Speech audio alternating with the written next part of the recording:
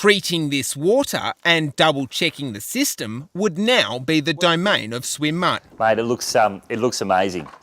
And guess what? I've brought you a pool handover kit so you can get cleaning the pool, mate. Noodles and everything. Noodles and everything. With fresh water from the tap not yet being treated for swimming, it's in using specialist equipment that we get an accurate measure of the water quality. So the results tell me that the chlorine level is a bit low, and that's to be expected because we're still adding the salt into the pool. So the salt chlorinator needs that salt to be able to produce chlorine. And with the results showing that our tap water needed additional treatment, it's by adding salts that we help to sanitise the water for swimming. So this is the salt, yeah? Yeah, so this is a salt. So you've got a salt chlorinator on the pool.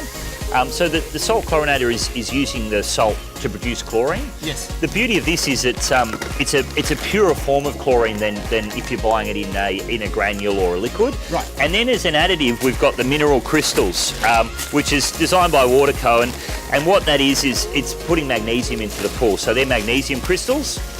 These magnesium mineral crystals are an additional additive that will make for that soft and silky skin feeling, to create a luxurious bathing experience for our pool.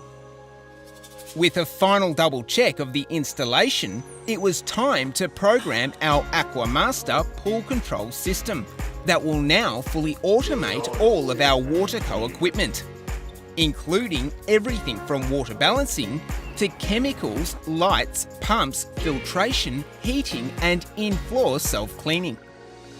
In fact, owning a pool has never been so easy, because gone are the days of maintenance time and hassle, as technology and innovations like these mean literally everything is all programmed and controlled at the single touch of a button.